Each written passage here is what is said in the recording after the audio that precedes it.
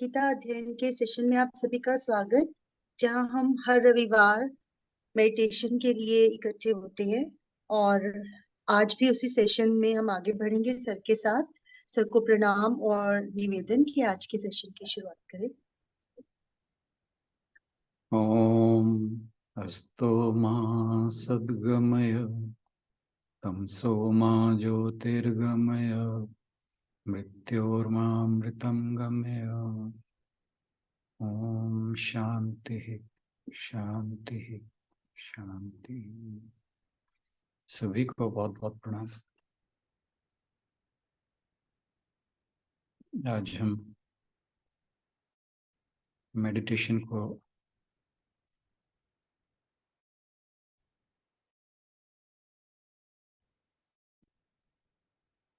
ना लेकर के एक दूसरा टॉपिक ले रहे हैं।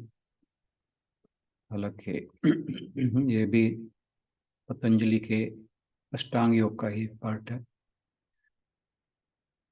और इसकी जो रेलेवेंस है आज के सेशन का वो इस बात से इंस्पायर्ड है कि हमने जैसे अपने ग्रुप पर चर्चा की थी कि आजकल यंग जनरेशन के अंदर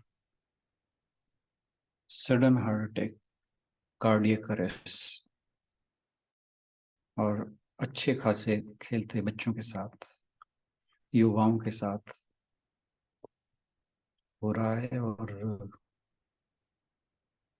अभी तक इस चीज को पिन पॉइंट नहीं किया जा सका है कि इसका कारण क्या है। तो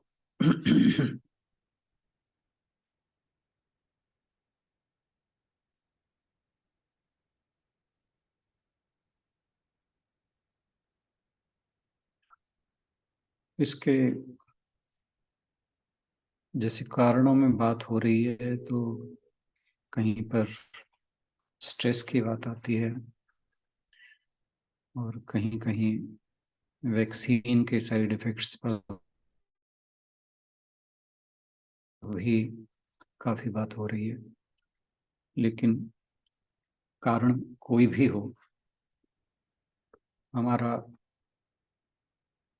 जो एम है वो ये होना चाहिए कि हम इससे पार कैसे पाएं, बजाय हम अपनी ऊर्जा को इस बात पे खर्च करें कि क्या कारण हो सकता है। उस डिबेट से बेटर है कि इसका निदान क्या है। हमारे ऋषि मुनियों ने इन सभी चीजों को पहले ही विजुअलाइज कर लिया था और इसलिए उन्होंने अष्टांग योग की बात की थी जो मानव जीवन को निम्नतम स्तर से लेकर उच्चतम स्तर तक ले जाने की जर्नी है, यात्रा है। इसकी शुरुआत यम नियम से होती है जिसमें कुछ डूज एंड डोंट्स हैं। हम अष्टांग योग के बारे में पहले ही बात कर चुके हैं। हमने कई सेशन इसको डिवोट किए थे पूरी तरह इसको समझने के लिए, तो मैं डिटेल में बिल्कुल नहीं जाऊंगा। जो आज का स्पेसिफिक टॉपिक है मैं अपने आप को वहीं तक कंफाइन करूंगा। तो यम नियम आसन। यम नियम में जैसे मैंने कहा कुछ डोज एंड डोंट्स हैं जिसमें अर्थ और काम को धर्म के साथ जोड़ा जाता है। जो 4 पुरुषार्थ हैं उनमें से पहले जो 2 पुरुषार्थ हैं अर्थ और काम, हालांकि हमारे जो शास्त्र हैं वो पहला धर्म को लगाते हैं वो अर्थ और काम को नहीं लगाते। हमारे ऋषि मुनि बहुत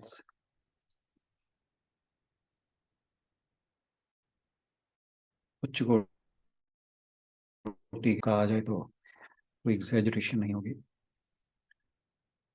तो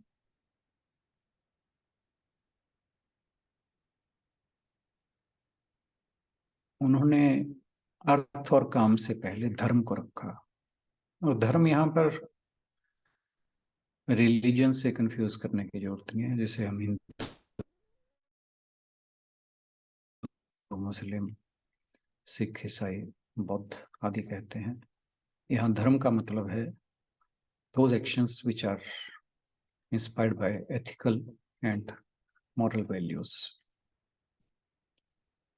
तो हम अपने कर्मों को, अपने व्यवहार को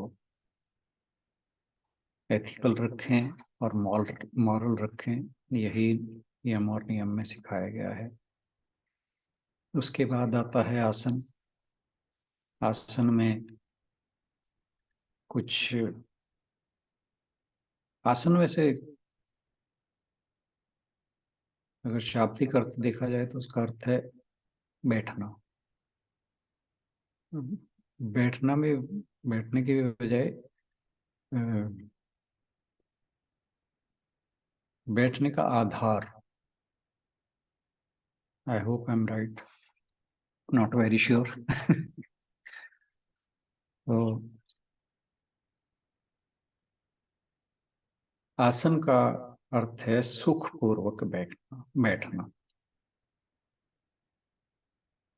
जिसमें आप आराम से बैठ सकें, आपके स्पाइन सीधी हो। एक बच्चा जब बैठना सीखता है तो अब आप देखिए कि उसकी स्पाइन बिल्कुल सीधी होती है जब वो बैठता। लेकिन धीरे धीरे वो बड़ों को देख के आगे को झुक कर बैठने लगता है, और उसकी भी कंडीशनिंग एक गलत मुद्रा में बैठने की हो जाती है।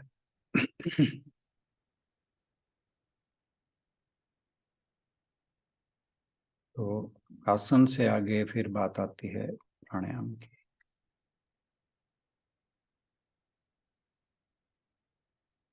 प्राण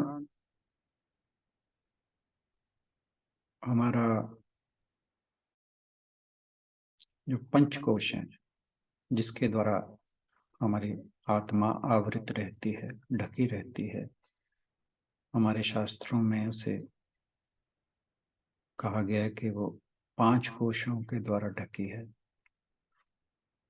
पहला कोश सूक्ष्म शरीर, सॉरी स्थूल शरीर, जो ये हमारी फिजिकल बॉडी है। दूसरा एक सटल लेवल हो जाता है, सूक्ष्म लेवल, वो है प्राणायाम, सॉरी प्राण शरीर। तो इसको प्राणमय कोश कहा। पहले को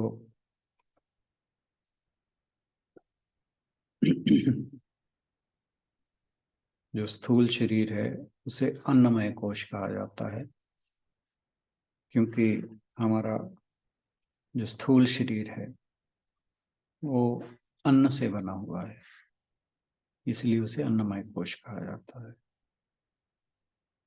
और दूसरा कोश प्राणमय कोश, तीसरा मनोमय कोश, जिसमें हमारा मन आता है, तीसरा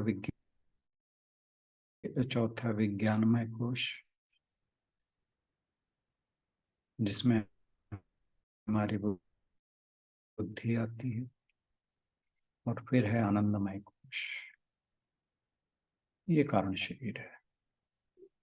अविद्या, ये अविद्या कारण आवरण है। ये 5वां लेवल है। ये 5 कोश हैं। और हम आज बात करने वाले हैं प्राणायाम की। प्राणमय कोश, प्लस आयाम। आयाम है एक्सपेंशन या विस्तार। तो प्राणायाम का एम जो है वो है कि प्राणों को हमारे शरीर के अंदर किस प्रकार से विस्तार दिया जाए, या प्राण शक्ति जो हमारी वाइटल फोर्स है उसे कैसे री इन्वोगरेट किया जाए।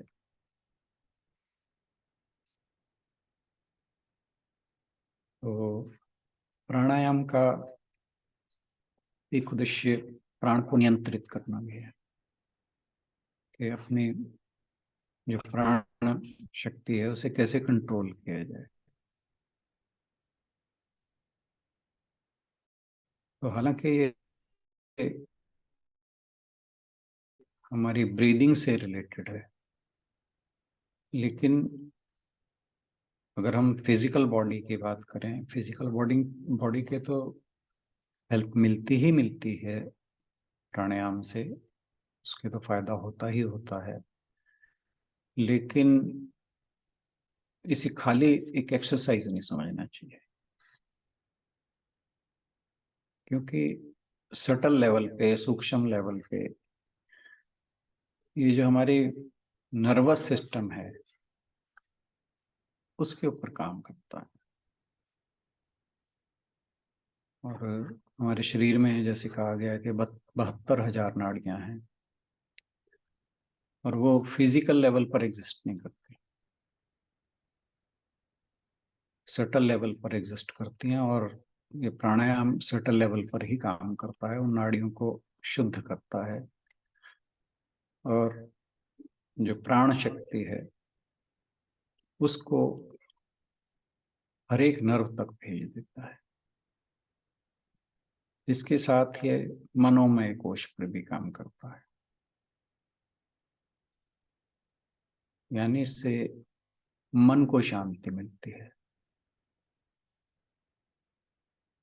और एक चीज हमने और भी डिस्कस की है कि जो प्राण है वो 5 तरह के होते हैं। प्राण, अपान, समान, उदान, व्यान। जो प्राण है वो पूरे शरीर में काम नहीं करता।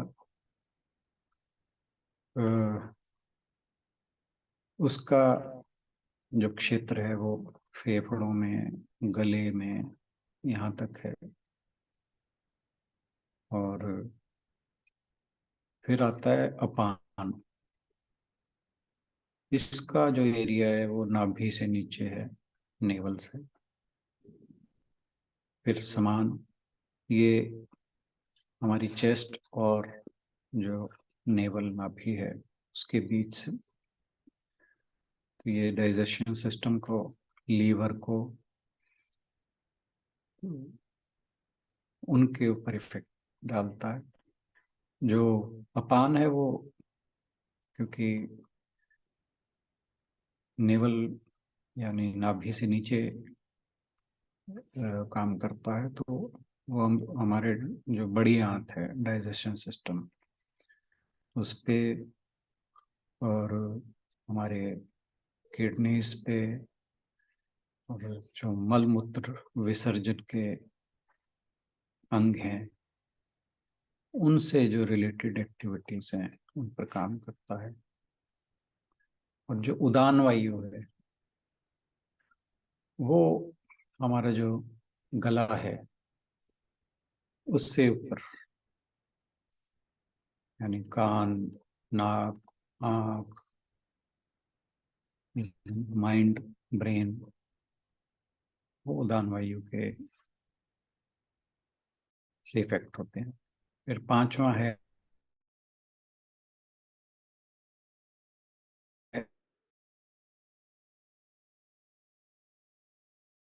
होता है।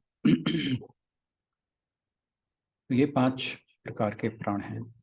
हालांकि हमारे ऋषि मुनियों ने इससे भी नेक्स्ट लेवल पर जाकर कुछ उप प्राण भी बताए हैं। तो उसके बारे में मुझे बहुत ज़्यादा मेरा एक्सपोजर नहीं, तो मैं उसके बारे में बात नहीं ज़्यादा करूँगा। सर एक तो आपने कहा प्राण है, वो आपकी आवाज कट रही थी, मुझे नहीं आई बाकी उनको। कोई नहीं, मैं रिपीट कर देता हूँ। प्राण, अपान, व्यान, समान और उदान। ओके, ये ज्ञान और समान क्या हुआ सर फिर? ये मैं बता देता हूँ। जो मैं एक बार पूरा रिपीट कर देता हूँ। जो प्राण वायु है, जो प्राण सबसे पहला है प्राण, वो चेस्ट जो हमारी है, फेफड़े, या जो ब्रीदिंग हमारी पाइप है जिससे श्वास नीचे की ओर जाती है, वहां पर एक्टिवेट होता है। फिर है अपान। अपान नाभि से नीचे। तो जो नीचे के नाभि के नीचे के अंग हैं, जैसे हमारी बड़ी आंत, किडनीज, हमारा यूरिनरी ब्लैडर, जो हमारा मलमूत्र के त्याग के साधन हैं, उनके ऊपर इफेक्ट होता है। और समान जो है, वो जो हमारी चेस्ट, यहाँ पर प्राण आ गया, और नेवल से नीचे अपान आ गया, तो समान इन दोनों के बीच में। तो यहाँ पे लीवर और हमारा एब्डोमेन, ये जो पैनक्रियास, और एक वो जिसमें स्टोन हो जाती है, क्या जगह है वो? Gall bladder. Gall bladder. ये सारे उससे रेगुलेट होते हैं। अब चौथा नंबर आ जाता है उदान। उदान ऊपर, ऊपर से याद रह जाएगा, गले से ऊपर ऊपर, आंखें, नाक, कान, ब्रेन, ये सारा उदान वायु जो है उससे रेगुलेट होता है। फिर है व्यान। व्यान पूरी बॉडी में, ये सारी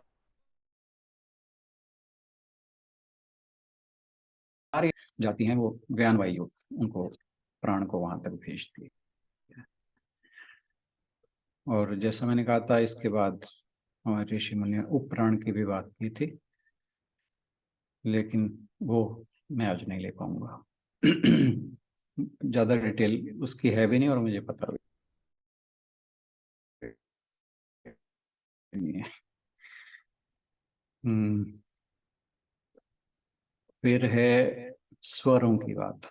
जब हम प्राणायाम की बात कर रहे हैं, तो दायां स्वर, बायां स्वर, और दायां स्वर पिंगला नाड़ी के लिए, बायां ईड़ा नाड़ी के लिए, जब दोनों समान चलते हैं तो सुषुम्ना एक्टिवेट होती है।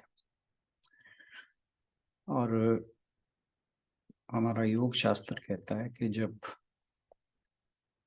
दाहिना स्वर चले, जब पिंगला एक्टिवेट हो, तो अ,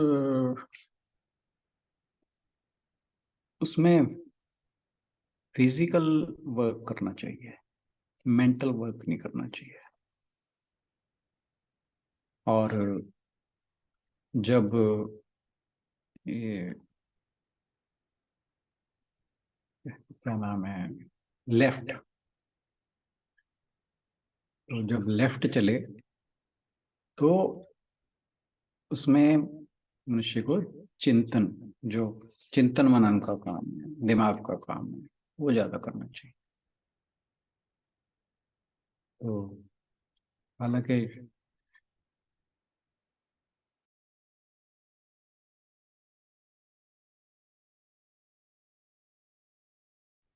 इन चीजों का ध्यान रख पाना बड़ा मुश्किल है, लेकिन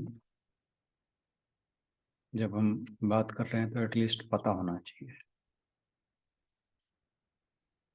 तो अब बात करते हैं प्राणायाम की। जो प्राण है वो हमारा शरीर और आत्मा, जैसे हमने पंचकोशों की बात की थी, तो उनके बीच की एक कड़ी है।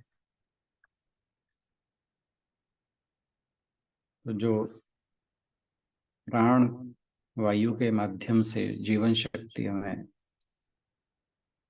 इस शरीर को मिलती है, वही इस शरीर को एक्टिवेट करती है, इस शरीर को जीवित रखती है।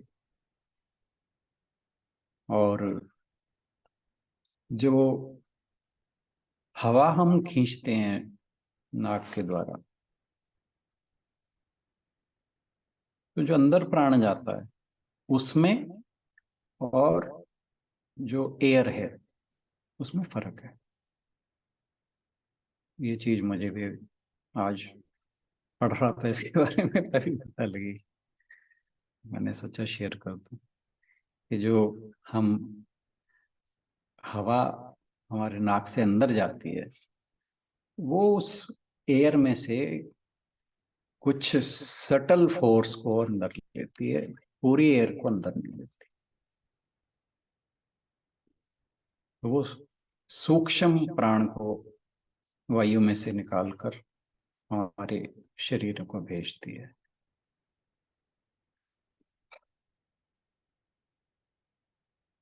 अब प्राणायाम जो है वो हमारे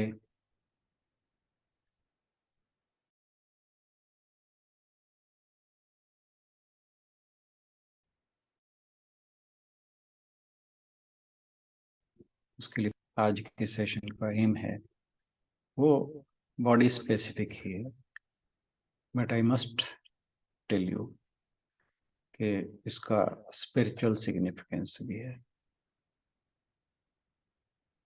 क्योंकि जो प्राणायाम है वो हमारे शरीर के अंदर की जो वायु जाती है उसे शुद्ध करता है।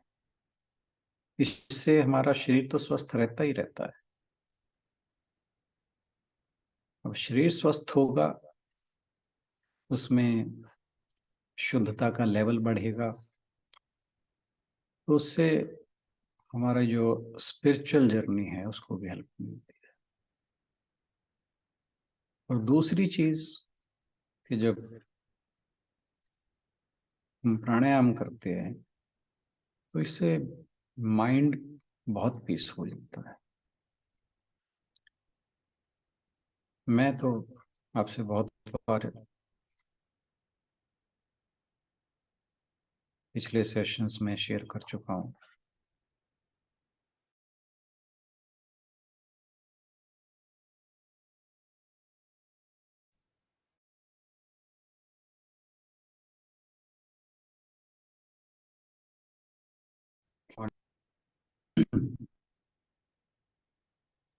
अब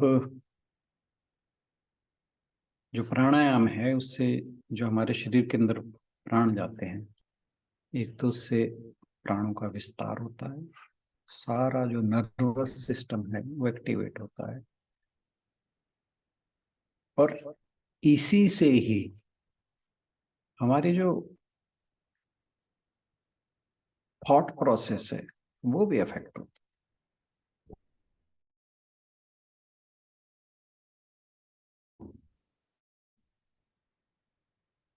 और फायदा क्या होता है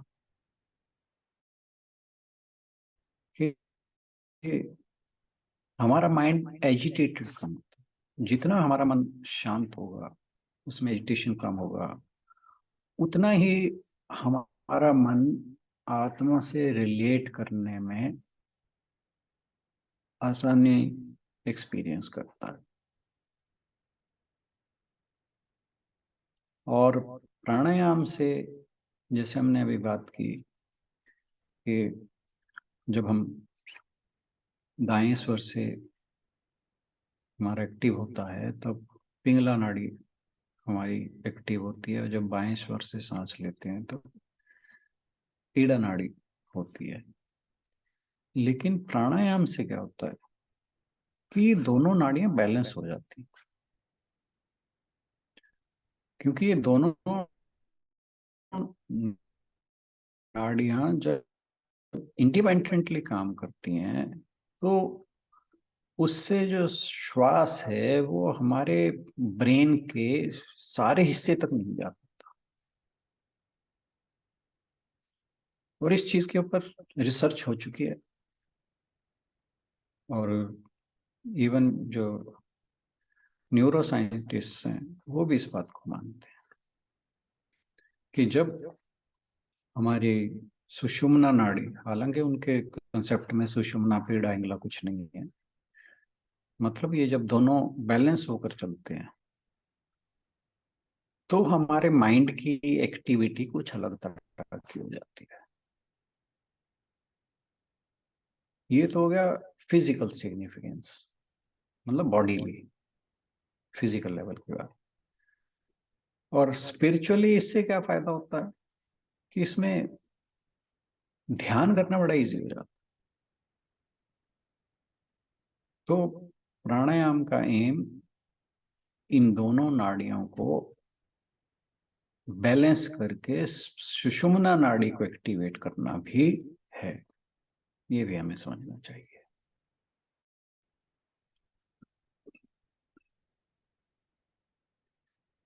अब नेक्स्ट आते हैं हम ब्रीदिंग प्रोसेस के ऊपर।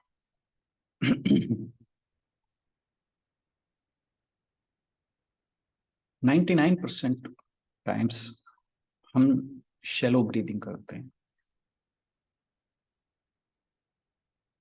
आप में से कितने लोग दिन में अपने श्वास पर ध्यान देते हैं? आप अपना हैंड रेज करके बता सकते हो।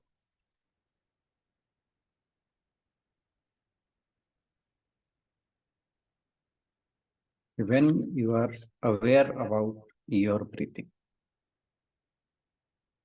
how many times a day your focus is on your breathing? Have you ever noticed? कभी आपने इस बात पर ध्यान दिया कि हम सांस किस प्रकार से ले रहे हैं? गुड।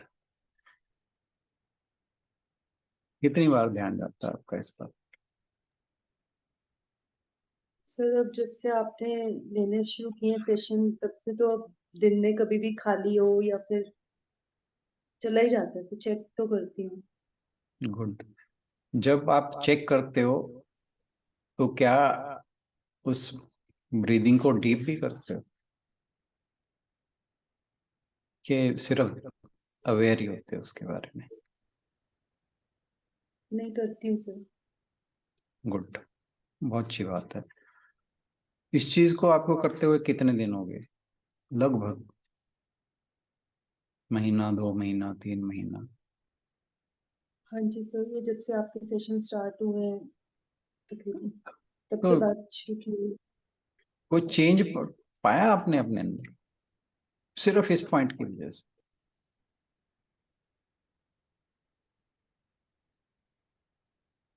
तो उस टाइम के कुछ लिए तो थोड़ा काम हो जाते हैं, उस टाइम के लिए जब हम ऐसा फील करते हैं या जब उसके बाद शुरू करते हैं तो तब के लिए तो थोड़ा सा फर्क पड़ता ही है।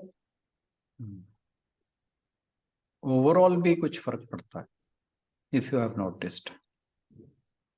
तब सर से उतना ज्यादा अब नहीं तक? होगा क्योंकि क्योंकि मैं बहुत रेगुलर नहीं हूँ प्राणायाम वगैरह में, तो उतना रेगुलर उतना ज्यादा इफेक्ट नहीं होगा शायद। हम ज्यादा इस बात पे टाइम नहीं लगाते। तो हम जब भी ब्रीदिंग करते हैं या श्वास लेते हैं तो हमारी ब्रीदिंग बड़ी शैलो होती है। शैलो यानी सरफेस पे, हम डीप ब्रीदिंग नहीं करते। आप बिलीव नहीं करेंगे कि जब हम ब्रीदिंग करते हैं, नॉर्मल व्यक्तियों की बात करता हूँ मैं, तो इवन हमारे जो चेस्ट का लोअर पार्ट है वहां तक भी ब्रेथ नहीं जाता।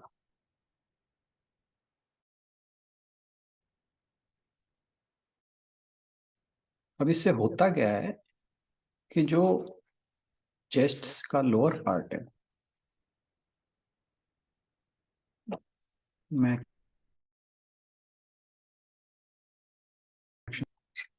चलिए, तो हमारी जो चेस्ट का लोअर पार्ट है उसके अंदर एयर ट्रैप्ड रह जाता है,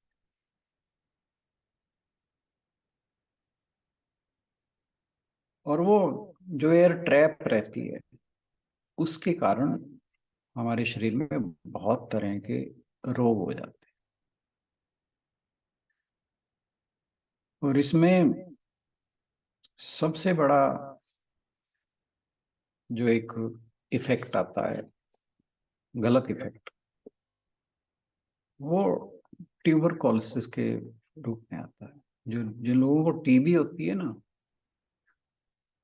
वो बहुत से लोगों को टीबी का सिर्फ यही कारण है कि वो बहुत शैलो ब्रीदिंग करते हैं, बहुत छोटे छोटे ब्रेथ्स लेते हैं।